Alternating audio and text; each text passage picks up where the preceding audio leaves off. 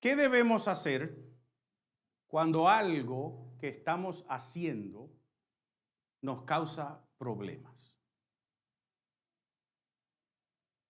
¿Qué debemos hacer cuando algo que estamos haciendo nos causa problemas? Creo que la respuesta obvia es, deja de hacerlo, ¿verdad? Y el gran filósofo y comediante Rodney Dangerfield fue a su doctor un día y le dijo, doctor, me duele cuando hago esto. Y el doctor le dijo, well, no lo hagas. Y otro paciente fue a su doctor y le dijo, doctor, me duele la espalda cuando me levanto por la mañana. ¿A cuánto le duele la espalda cuando se levanta? A mí me duele. ¿Y sabe lo que le dijo el doctor? Levántate por la tarde.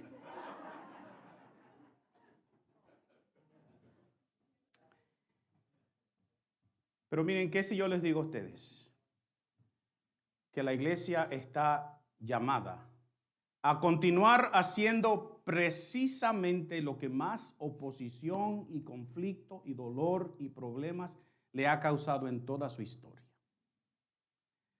¿Qué si yo les digo a ustedes que la iglesia está llamada a hacer precisamente aquello que le causa problemas? Parece ilógico, ¿verdad? Parece ilógico humanamente hablando, pero la iglesia no es una institución humana. La iglesia es una institución ¿qué? Divina. Y si ese doctor de ese famoso comediante le recomendó que dejara de hacer aquello que le causaba dolor, nosotros podemos decir hoy que es lo contrario con la iglesia. Tenemos que seguir haciendo lo mismo, aunque nos cause conflictos y dolor. La vez pasada nosotros vimos a Pedro y a Juan hacer un tremendo milagro, ¿recuerdan? Sanaron a un cojo, un hombre lisiado de nacimiento, más de 40 años en esa condición. Y cuando ellos hacen ese tremendo milagro, la gente se queda sorprendida y maravillada y acuden a donde ellos y se forma un culto santo allí en el templo. Y Pedro, al ver el asombro y la sorpresa, les dice a ellos, ¿y ustedes creen que fui yo que hice esto? ¿Les sorprende esto? Pues sí, sorprendía, ¿verdad? Pero él le dice, pero miren, no se sorprendan porque esto lo hemos hecho en el nombre de Jesús de Nazaret. Y Pedro empieza a predicar. Miren, y esa predicación causó que sobre ellos viniera inmediatamente una oposición violenta. Llegaron los líderes religiosos. Pedro y Juan fueron encarcelados, fueron amenazados, fueron sometidos a un juicio al otro día. Se les dijo en cortas palabras, dejen de predicar en el nombre de esa persona. Pero nosotros recordamos su respuesta, ¿verdad? Ellos le dijeron, ¿acaso piensan que Dios quiere que le obedezcamos a ustedes en lugar de Él? Nosotros no podemos dejar de hablar acerca de lo que hemos visto y de lo que hemos oído. Y ese poder que ellos tenían para predicar, esa autoridad con la cual predicaban estos dos hombres, eso era irresistible. Esta gente no pudo resistir, no pudo hacer nada y los pusieron en libertad. Pero los mandaron otra vez con la orden clara. No prediquen en el nombre de este Jesús. Y la gente que le hizo esa amenaza, el concilio, los líderes religiosos y políticos de su nación, tenían poder para hacerle mucho daño. Así que con eso como trasfondo, vayan conmigo al capítulo 4 del libro de los Hechos. El versículo 23 en adelante, yo lo voy a proyectar en su pantalla. Hechos capítulo 4, versículo 23 hasta el 31, estamos leyendo en la versión Nueva Traducción Viviente.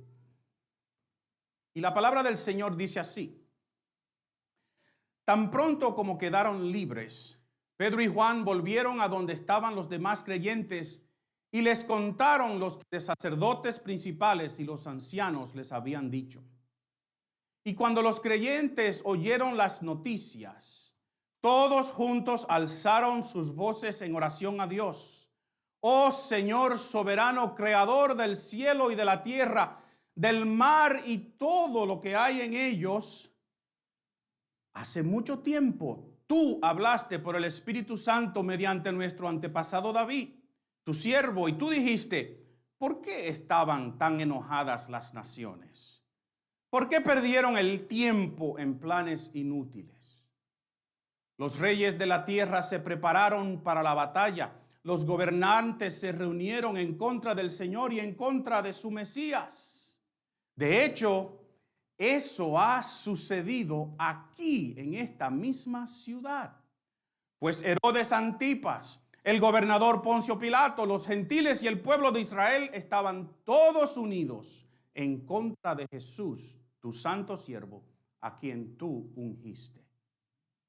Sin embargo, todo lo que hicieron ya estaba determinado de antemano, de acuerdo con tu voluntad. Y ahora, oh Señor, escucha sus amenazas y danos a nosotros, tus siervos, mucho valor al predicar tu palabra. Extiende tu mano con poder sanador, que se hagan señales milagrosas y maravillas por medio del nombre de tu santo siervo Jesús. Y después de esta oración, el lugar donde estaban reunidos tembló, y todos fueron llenos del Espíritu Santo y predicaban con valentía la palabra de Dios. Aleluya. ¿Usted se puede imaginar la escena conmigo? Es muy probable que los creyentes vieron lo que le sucedió a Pedro y a Juan ese día. Pero ellos no tenían ninguna idea de lo que había sucedido después, porque Pedro es encarcelado con Juan. Y al otro día el juicio que se les hace es en secreto. No hay manera de saber cómo ellos pasaron la noche. No hay manera de saber qué es lo que está sucediendo. Yo me imagino que hubo mucha preocupación. Pero de pronto aparecen Pedro y Juan y les cuentan todo lo que ha sucedido. Y los que le han dicho a ellos, estos sacerdotes y estos principales y los ancianos del concilio. Y yo me imagino a Pedro y a Juan contándoles, ¿verdad? Ustedes no se imaginan lo que nos dijeron. Nos amenazaron y nos dijeron que no podíamos predicar en el nombre de Jesús. Quizás algunos dijeron, ¿y ahora qué vamos a hacer? ¿Y qué hicieron? El versículo 3 dice, cuando los creyentes oyeron las noticias, todos juntos alzaron sus voces en oración a Dios. ¿Qué haces tú cuando te llegan malas noticias? ¿Qué hacemos cuando tenemos un problema serio? Yo creo que la mayoría de nosotros oramos. Yo espero que sí. ¿Por qué? Porque miren, la oración es un consuelo en medio de la tribulación. La oración nos conecta con nuestra fuente de ánimo, nuestra fuente de esperanza, de confianza. La oración es como si fuera nuestra llamada de 911, pidiendo ayuda, pidiendo socorro. Lo primero que la iglesia hace y lo primero que nosotros debemos hacer cuando enfrentamos oposición es que debemos orar. La iglesia responde a la oposición con la oración. Dígame conmigo. Eso fue lo que ellos hicieron y es lo que nosotros debemos hacer también. Pero yo quiero que ustedes noten algo conmigo acerca de esta oración que ellos hicieron. Porque hay algunos detalles aquí en la manera que ellos oran y las cosas que ellos dicen y hacen que reflejan mucho cómo ellos están pensando. Porque déjeme decirle y adelantarle que tus oraciones reflejan tu teología. Reflejan lo que tú piensas y crees acerca de Dios. Miren, Lucas dice que todos juntos oraron. Yo creo que es obvio que no todos oraron la misma cosa. Yo creo que quizás tomaron turnos. Lo que el juntos ahí implica es que oraba uno y los otros estaban de acuerdo y decían amén, ¿cómo hacemos nosotros? Pero también recuerden que fueron Pedro y fueron Juan los que fueron encarcelados, ¿verdad? Pero ellos entendieron que aunque fuese Pedro y Juan que fuesen encarcelados, eran todos ellos juntos los cuales necesitaban orar. Y juntos aquí es esa palabra unánimes, de una misma mente, que ya hemos visto varias veces y vamos a seguir viendo en este libro de los Hechos. Pero miren, esta oración también tiene otras características. Primero, miren, la iglesia responde, y la oración con la cual la iglesia responde es una de todos y de todos en forma unánime. Recuérdense que unánime quiere decir con una misma mente, con un mismo ánimo, con una misma manera de pensar. La iglesia cuando ora junta por un problema, ora, sí, juntos, como hacemos nosotros los martes, que oramos. Únase a nuestra reunión de oración y oramos con una sola mente. Pero noten algo acerca de esta oración conmigo. Ellos invocan a Dios como Señor soberano. ¿Lo ven ahí, versículo 24? Oh Señor soberano, creador del cielo y de la tierra, del mar y de todo lo que hay en ellos. Y la palabra Señor aquí no es la palabra kurios en griego, que es la común para Señor. Es una palabra déspotes en griego, de la cual nosotros sacamos una palabra. Son casi igualito. Déspota. Para nosotros esa palabra tiene una connotación negativa. Porque un déspota para nosotros es alguien que abusa de su poder. Pero la Real Academia define un déspota como un soberano que gobierna sin sujeción a ley alguna. Y nuestro Dios es un soberano que gobierna sin sujetarse a ninguna ley humana. Él es un déspota en una muy buena manera. Así que ellos entienden que Dios es Señor por encima de la situación por la cual ellos están pasando. Ellos también invocan a Dios como creador de todo y de todos.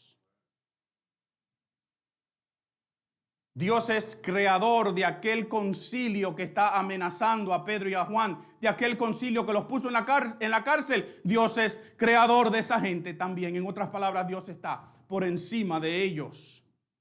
La oración en respuesta a la oposición también tiene una perspectiva correcta de Dios. O Dios es soberano para ti o no lo es.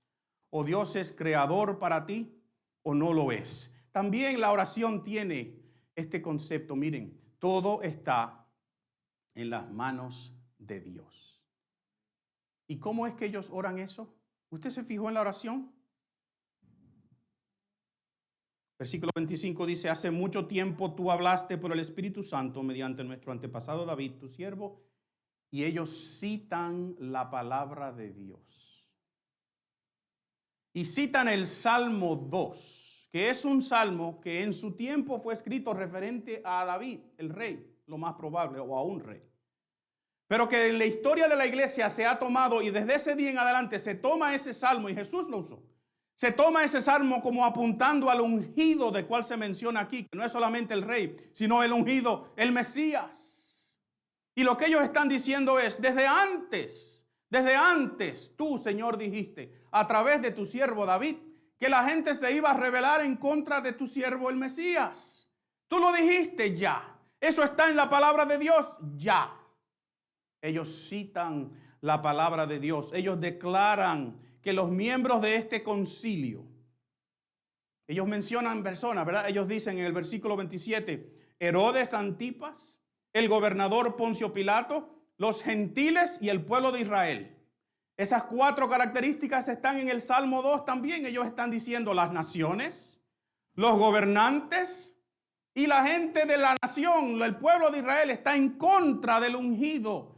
¿Y qué es lo que esto quiere decir? Bueno, para mí quiere decir que cuando tú oras en la oposición a un problema que tienes al frente, cuando la oposición, la persecución, el problema viene sobre ti, Tú debes citar la palabra de Dios porque tú lo que estás diciendo es, ya Dios sabía que esto iba a suceder. Y noten lo que dice por el próximo versículo 28. Sin embargo, todo lo que ellos hicieron ya estaba, ¿qué? Determinado de antemano, de acuerdo con tu voluntad. ¿Lo leíste? Ellos están enfrentando un serio problema, ¿verdad que sí? Pero su oración refleja su teología. Dios es soberano. Dios es el creador. Dios me dijo que esto iba a suceder ya. Y Dios lo tiene todo, ¿a dónde? En sus manos. Tú alabas al Señor de los cielos en este día. Tú te das cuenta que cuando estás en una situación difícil, tu oración debe reflejar una teología correcta, una manera correcta de ver a tu Dios. Ahora, hagámonos una pregunta nosotros. ¿Cómo es que nosotros oramos cuando enfrentamos un problema serio? ¿Qué decimos? ¿A quién citamos? ¿Dónde está nuestro enfoque? Me parece que a veces nosotros hacemos esto, nos aislamos, nos separamos del grupo para sufrir solos. Miren, ¿cuántas veces me ha sucedido a mí aquí en esta congregación que llego a saber de un problema después que ya tiene 4, 5, 6 semanas corriendo? ¿O cuántas veces no me sucede a mí que alguien me dice, pastor, necesito tomar una decisión? Oh, qué bueno, pero ya la tomé. Yo quiero que usted ore conmigo.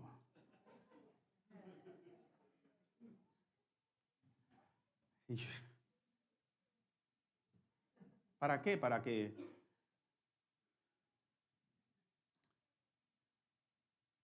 me gusta, aprecio cuando usted me llama a mí el día que usted sabe que tiene un problema. No es una molestia para mí. No es una molestia para mí saber que usted me llame y dice, pastor, vamos a orar juntos. No me pida que ore por usted. Yo voy a hacer eso. Yo oro con usted. Junto con usted. Y qué bueno fuese también si en ese momento usted dijera, pastor, ya yo puse esto en el chat. Y como tenemos como 28 diferentes chats, usted lo pone en uno y otro lo pone en otro y notificamos a medio mundo. Y todos empezamos a orar juntos por la misma cosa. Y todos decimos, vamos a orar a nuestro Dios, pero con una teología correcta. Nuestra perspectiva del problema tiene que ser la correcta, porque a veces nos desesperamos. A veces pensamos que todo se acabó, que no hay una solución. Pensamos que el problema que tenemos es único, que Dios nunca lo ha visto. Y peor quizás pensamos que no hay nada en la palabra de Dios que me oriente, que me guíe a la decisión a la cual debo tomar. Quizás pensamos que como hemos nosotros perdido control de las cosas, pues Dios también ha perdido control de las cosas. Y nos olvidamos que Él es Dios soberano, el déspotes, Él es el Señor y el creador de todo. Y nos olvidamos de que nuestro pasado y nuestro presente es historia para Dios. Que nuestro futuro es historia para Dios porque Él la escribió ya. Y yo prefiero estar en la historia de Dios, en las manos de Dios. Y no pensar que mi problema es mayor que yo. ¿Cómo estamos orando, mis queridos? Porque nuestras oraciones reflejan nuestra teología. Reflejan cómo vemos y cómo entendemos a Dios. Miren, estos creyentes estaban orando juntos y estaban unánimes, ¿verdad? Aquí nosotros estamos juntos, poquito separados, pero juntos. Y tenemos personas mirándonos por cámara, lejos. Pero yo espero que estemos unánimes. Unánimes en pensar. Así que ellos estaban juntos, estaban unánimes, citaron la palabra de Dios como la fuente de autoridad sobre su problema. Reconocieron que todo estaba bajo el control de Dios, pero hay algo más. En esta oración que me llama mucho la atención a mí es esto, miren. La iglesia responde pidiendo valor para seguir haciendo lo que les causó el problema en primer lugar. Suena raro eso, ¿verdad? ¿Se acuerdan del gran filósofo Rodney Dangerfield? Y lo que le dijo a su doctor: Doctor, it hurts when I do this. Well, then don't do that. Pero no la iglesia. La iglesia está llamada a hacer precisamente aquello que le causa la oposición en primer lugar.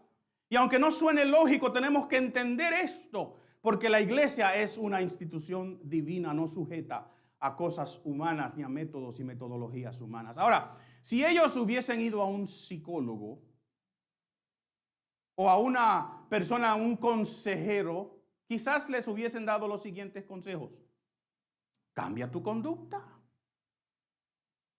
Toma un tiempo para estar inactivo y deja que pase la tormenta. Quizás un psicólogo lo que hubiese dicho: usen su grupo como un grupo de apoyo y quédense encerrados, tranquilos, seguros, hasta que pase esta ola de oposición. Quizás un consejero les hubiese dicho: consideren que quizás estos líderes, Pedro y Juan, son tóxicos para ustedes y le están causando estrés. Quizás otro les hubiese dicho: hagan un esfuerzo para negociar con las autoridades. Consideren cuáles cosas ustedes estarían dispuestos a dejar de hacer en esta nueva fe de ustedes. Porque recuerden, ustedes están haciendo esto es medio raro. Ustedes tienen al mundo alborotado con esto. Esto es ilegal. Y alguien quizás les hubiese dicho: consideren si ustedes están equivocados. Yo exagero, ¿verdad? Y aclaro que me gusta la psicología y creo que es un instrumento en las manos de Dios. Pero la psicología cristiana. ¿Fue eso lo que ellos hicieron? ¿Fue ese el consejo al cual ellos se sometieron? Porque mira, frente a la oposición nosotros podemos encerrarnos, nosotros podemos callarnos, podemos quedarnos amedrentados, o podemos pedir que Dios nos dé valor para hacer precisamente lo que Dios nos ha mandado hacer, sabiendo que eso nos va a causar oposición, sabiendo que haciendo esto vamos a seguir causando el problema que tenemos.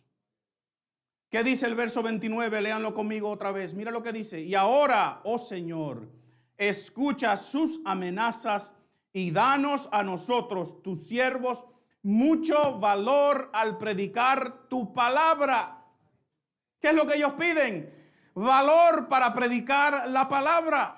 Precisamente lo que les está causando a ellos el problema. Ahora noten la oración. ¿Qué si el verso leyera de la siguiente manera? Y ahora, Señor, escucha nuestras peticiones y dales a ellos el severo castigo que se merecen. ¿No es así que oramos nosotros quizás? ¿Es esa la dirección de esta oración? Nótenla. ¿Es Dios, escúchanos a nosotros y dales a ellos? No. Ellos oran: Señor, escúchalos a ellos y danos a nosotros poder, valentía para predicar. ¿Por qué? Porque ellos saben que todo está bajo el control de Dios. Todo está bajo el control de ese Señor, de ese déspota. Ellos saben que esto que estos líderes están haciendo ya fue determinado por Dios de antemano. Por tanto, ellos no le van a decir a Dios que cambie nada. ¿Me escuchaste? No le pidas a Dios que cambie tus problemas o que los quite. No le pidas a Dios que quite tu problema. Pídele a Dios que te dé valor para enfrentarlo. No le pidas a Dios que quite tu problema. Pídele a Dios que te dé valor para enfrentarlo. Nosotros le pedimos a Dios que quite y cambie nuestros problemas, ¿verdad que sí? Y esta gente le dijo a Dios: déjalos a ellos, encárgate tú de ellos, pero a nosotros danos valor para seguir predicando. ¿Por qué, mis queridos? ¿Por qué? Porque la iglesia responde a la oposición enfrentándola. La iglesia responde a la oposición. ¿Cómo? Enfrentándola. Yo estaba tomando una clase en estas últimas semanas y quiero citar al doctor Pagán. Él dijo, los problemas deben sacar lo mejor de nosotros. David tuvo su Goliat. Daniel tuvo sus leones en un foso. Jesús tuvo su Jerusalén. Moisés tuvo su faraón. Gedeón tuvo un ejército 10 veces más grande que el de él. Jesús tuvo un Jerusalén. No le pidas a Dios que quite tus problemas o que los cambies. Pídele a Dios que te dé fuerza y valor para enfrentarlos. Ahora, ¿qué fue lo que sucedió entonces o cómo resumimos? Miren, la persecución en contra de la iglesia es personal. ¿Me entendieron? It's personal. It's about me and you. Porque a veces pensamos que se está hablando de la iglesia, de este edificio, de la institución. Pero se está hablando de tú y se está hablando de mí.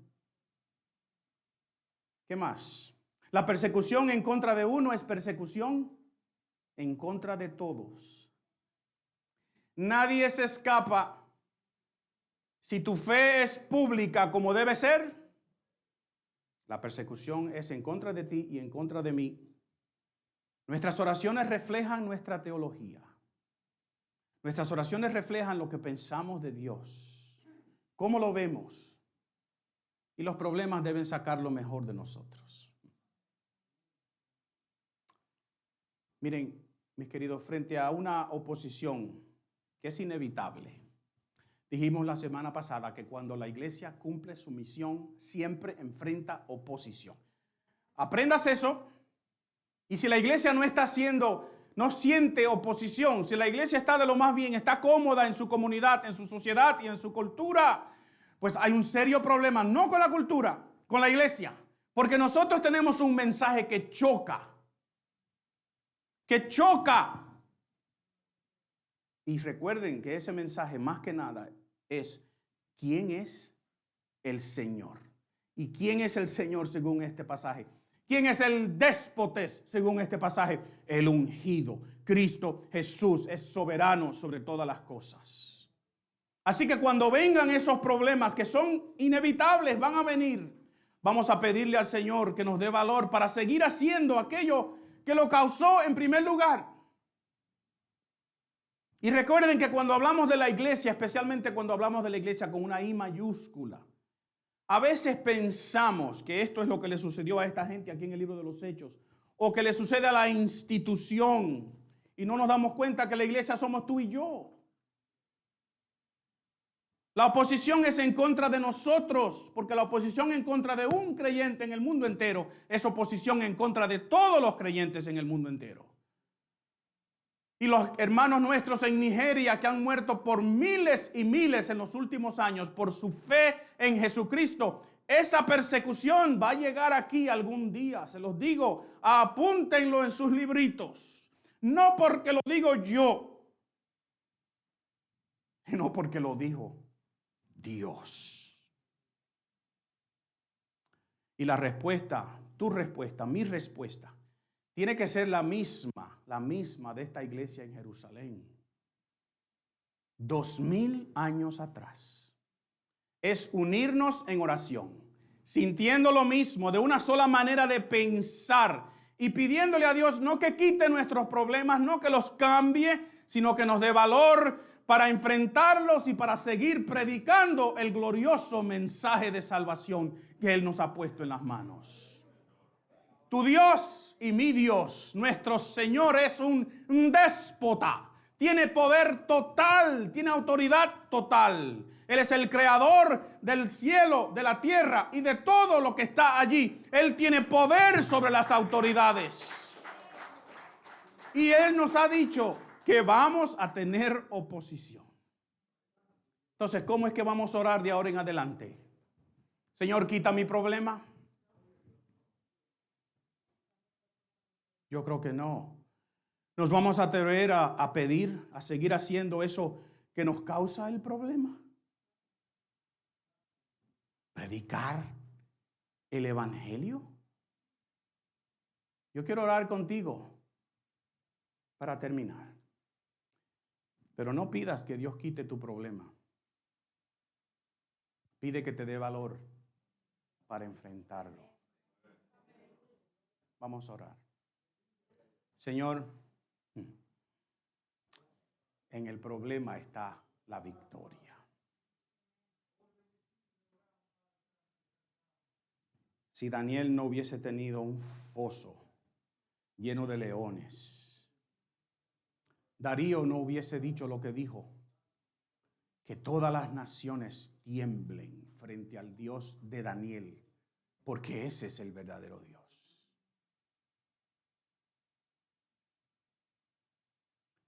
Sin un concilio opuestos a ellos, Pedro y Juan no hubiesen dicho en ningún otro nombre hay salvación, porque Dios ha dado un solo nombre en el cual todos podemos ser salvos, en el nombre de Jesús.